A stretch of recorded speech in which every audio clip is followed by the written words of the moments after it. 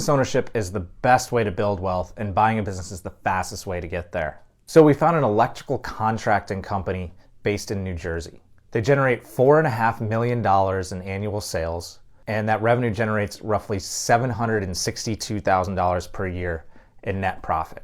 They're asking $1.5 million for this 18-year-old company. Now, the reason for this sale is that one of the co-owners has passed away. They advertise that the sale includes a large account receivable that's roughly equal to the price of the business. Now, obviously, I think there's some question about the actual ability to recover that account receivable if they're willing to sell it for that price.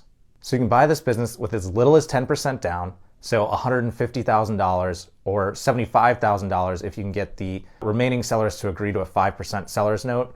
Although in this instance, I think that may be more difficult given the structure that a portion of the business is going to be owned by the estate of the previous owner. Now, if you don't have $150,000 in your savings account, you can access your IRA or 401k through what's called a Rob structure, or you can take on investors. Now, the monthly payment for an 8%, 10-year, 10% down loan is roughly $16,400 per month, and the monthly profit is roughly $63,500 per month. So that means your monthly cash flow is about $47,000 per month or $565,000 per year.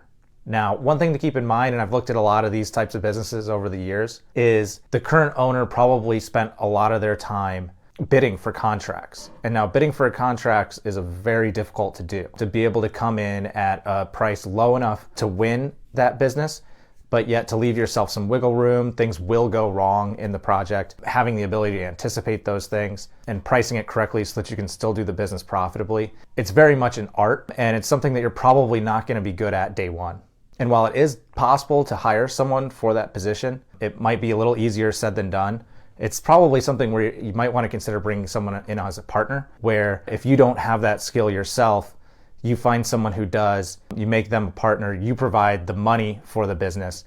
They work the day-to-day and do the bids and make sure it runs correctly. So we think it's a great opportunity for that type of partnership.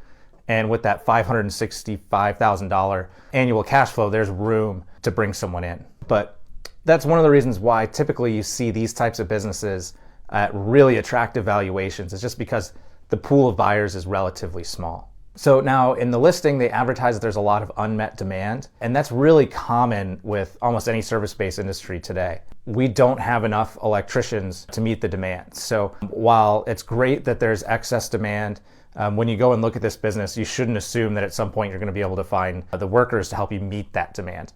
But that is positive, though, that if we do move into a recessionary environment, some of that excess demand is going to go away, but you can still maintain kind of the core steady trajectory that you're on. So my questions after signing the non-disclosure agreement, NDA, are, of course, what roles did the previous owners fulfill? What am I going to need to do to replace them and replace their day-to-day activities? One, is this a union shop? It didn't mention, but often these types of businesses use unionized labor, and that's fine, but you should keep in mind that you're going to lose a lot of control over the business when your entire labor pool is provided through union workers. And it didn't mention anything about the real estate. Do they already own the real estate? Are they renting? We just want to get a little bit more information around that. So leave your questions in the comments and follow us for more business listings.